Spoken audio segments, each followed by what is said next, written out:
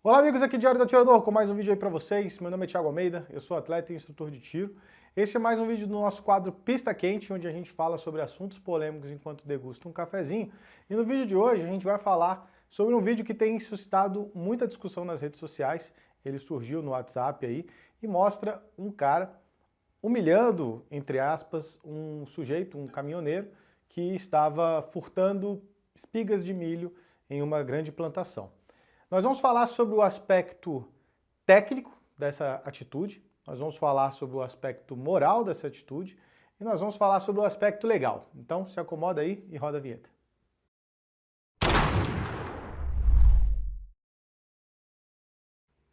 Mas Thiago, por que a gente está falando de um vídeo de um ladrão de espiga de milho, um vídeo que está suscitando aí debates nas redes sociais acerca da propriedade privada, aqui num canal de armas? Bom, o problema é que algumas pessoas apontam um frame desse vídeo e afirmaram que é possível notar a sombra de uma arma, tá? Fica muito difícil saber se realmente tinha uma arma envolvida naquele cenário. Então, todo esse vídeo aqui vai ser construído com fins didáticos, considerando essa hipótese hipotética de realmente ter sido usada uma arma para ameaçar o caminhoneiro lá que estava pegando as espigas de milho. Dito isso, vamos ao vídeo. Não quero ser o dono da verdade nem nada, eu só quero deixar minha opinião registrada aqui no canal e também passar algum conhecimento técnico aí para vocês. Do ponto de vista legal, estritamente legal, o que tem para a gente concluir nessa história?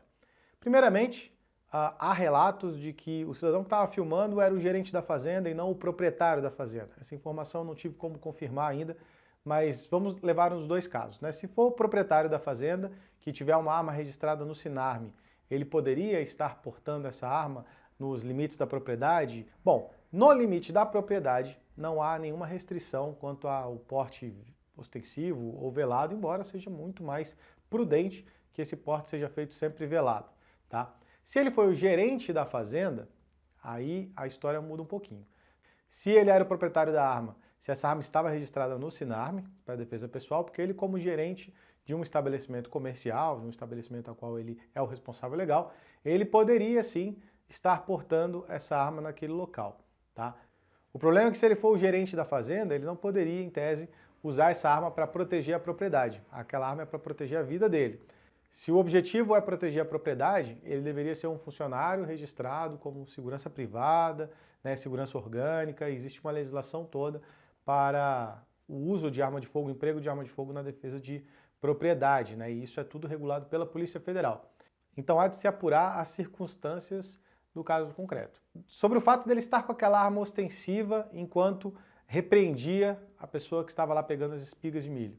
Na minha ótica, o ato de apontar essa arma para uma pessoa que claramente não oferece risco à sua integridade física representa uma reação desproporcional que pode sim ser entendida como crime, tá? Você só deve apontar a sua arma para uma pessoa em último caso, tá? Você poderia até estar com essa arma em mãos, fazendo o devido controle de cano, para em momento algum colocar a vida da outra pessoa em risco, enquanto ela não está ameaçando a sua vida, mas vai ser uma situação bastante questionável e que vai ser tratado com algum rigor pelas nossas autoridades, a meu ver, tá? Ainda do ponto de vista legal, as imediações de uma BR pertencem à União, então a propriedade daquelas espigas de milho plantadas ali na beira da BR é bastante questionável. Então, para resumir os aspectos jurídicos legais desse caso, há de se apurar se a arma estava registrada no Sinarme, na propriedade do indivíduo, se o indivíduo é ou não o proprietário daquela fazenda e se houve ou não o emprego da arma para ameaçar, né, apontando diretamente para o cidadão ali que estava com as espigas de milho em mãos e que claramente não representava uma ameaça à vida ou à integridade física da pessoa que estava filmando. Agora vamos para a análise técnica da questão quanto ao emprego da arma para a defesa pessoal, tá?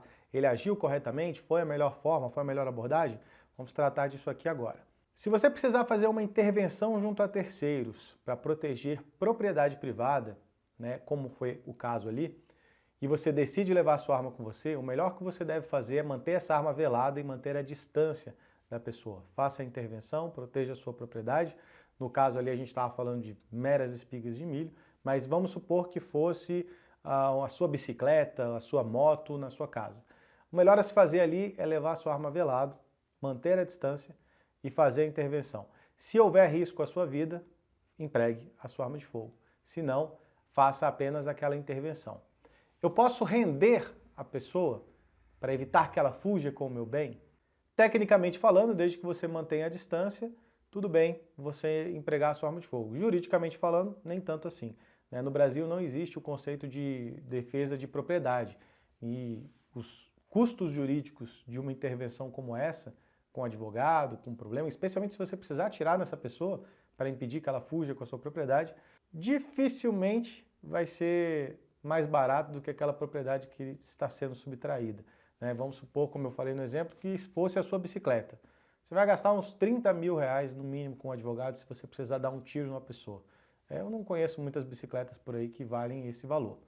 Quanto a se aproximar de um indivíduo desconhecido com a sua arma de fogo na mão e um celular na outra, nem precisa dizer que isso é uma péssima ideia. Você está ali numa posição de desvantagem e com um caminhão à sua frente, onde você não consegue ver o interior do caminhão, poderia ter uma terceira pessoa ali, talvez uma terceira pessoa armada, pensando em defender o colega caminhoneiro que está sendo ameaçado com uma arma, você poderia facilmente ali ser alvejado e nem saber de onde está vindo os tiros. Então, tecnicamente falando, foi uma péssima escolha aquele tipo de abordagem ali.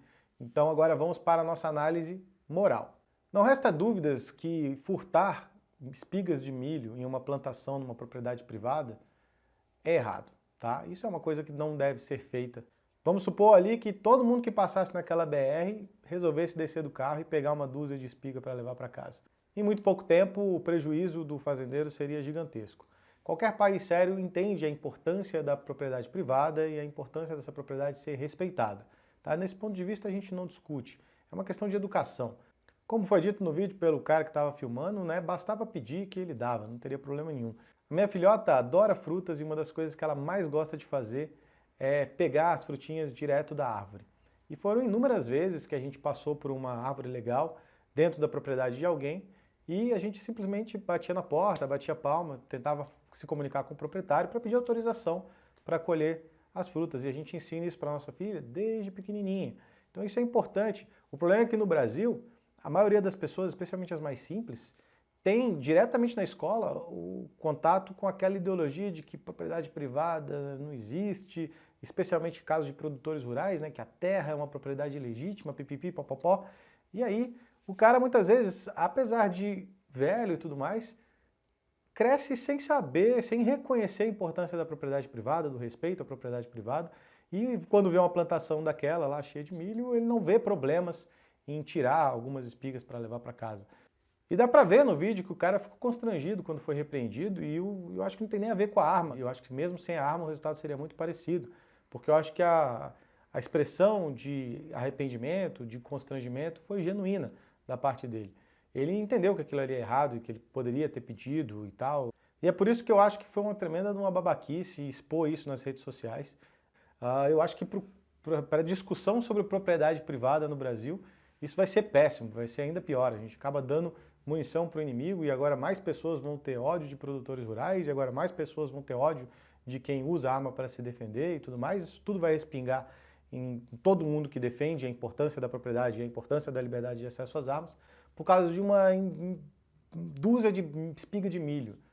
A civilização ao longo do tempo foi evoluindo, entendendo que esse tipo de comportamento, de ação desproporcional, gera uma reação também desproporcional, que gera uma contra-reação também desproporcional, e aí vira aquela briga de gangue, aquela briga de família que nunca tem fim, que começou ali há séculos atrás por causa de uma disputa numa fazenda, e aí depois continua gerações e gerações entre as famílias se matando, porque o trisavô do bisavô matou o tataravô do outro, e aquela porra nunca acaba. Então é por isso que a nossa sociedade estabeleceu esses sistemas de proporcionalidade, de pena estabelecida, que fosse amplamente aceito para as duas partes, justamente para evitar essas guerras intermináveis. Então olha só como aquela reação desproporcional de pegar o cara, filmar, jogar nas redes sociais, expor o caminhoneiro, gerou uma revolta grande na região, especialmente porque ele falou mal do povo goiano e tudo mais, já gera uma reação desproporcional do outro lado, de um monte de gente está falando agora em botar fogo na plantação de milho do cara. Então olha só como essa coisa funciona. Assim como aquele cara que dava tiro no outro que estava roubando goiaba no pé do quintal dele, gera também uma reação desproporcional do outro lado, que muitas vezes pode inclusive gerar medo E esse medo vai alimentar o anseio social de algumas pessoas mais inocentes pelo desarmamento. Entenda que o desarmamento ele é uma política feita para poder te escravizar. Isso ninguém discute. O problema é que toda política precisa de um certo amparo social. E o amparo social que sustenta o desarmamento, que sustenta o discurso dos políticos, é nascido no medo das pessoas desse tipo de reação desproporcional. E é por isso que você que assumiu as rédeas da sua própria segurança e comprou uma arma de fogo, você também tem um compromisso com toda a comunidade, porque o seu direito de defender a sua vida também influencia no meu direito de defender a minha vida. Porque quando você faz uma cagada, espirra em mim também. Então há de existir esse senso de comunidade para que todo mundo faça uso responsável das armas de fogo, sejam educados com relação às armas de fogo e evitem reações desproporcionais desse tipo, especialmente em público. Então treine, estude, busque informação, seja o melhor que você puder ser com a sua arma de fogo e coloca também o máximo de conhecimento nessa sua cabeça, porque grandes poderes vêm acompanhados de grandes responsabilidades. Se você tem acesso a um objeto letal, você tem o dever de estudar as melhores formas de empregá-lo, o que você tem o direito de fazer e o que você não tem o direito de fazer. Beleza? A única coisa boa dessa história é que em alguns grupos de WhatsApp está havendo uma discussão racional sobre o tema, né? E pessoas estão usando essa oportunidade para defender a importância da propriedade privada, né? Num país civilizado, todo mundo entende que aquela plantação pertence a alguém. Então é muito mais difícil acontecer uma situação como essa. E aqui no Brasil a gente tem essa cultura, né, de estar na rua é de todo mundo, de quem tem muito não tem problema você pegar um pouquinho, né, roubar do rico para dar para o pobre. Isso é deletério para a nossa civilização. Então, por mais que tenha sido uma enorme babaquice, por mais que o cara tenha sido preconceituoso com o povo goiano, por mais que o cara tenha demonstrado arrogância para pagar de machão com um cara, com um caminhoneiro, com um cara trabalhador, e por mais que esse valor seja irrisório, a discussão é válida. Então, se dá para tirar uma limonada desse limão, eu digo que pelo menos a gente tem um debate. E agora eu quero saber a sua opinião. O que você achou desse vídeo? O fazendeiro está certo? O caminhoneiro está certo? Os dois estão errados? Deixa aqui embaixo nos comentários. Meu nome é Thiago Almeida e a gente se vê no nosso próximo vídeo. Valeu!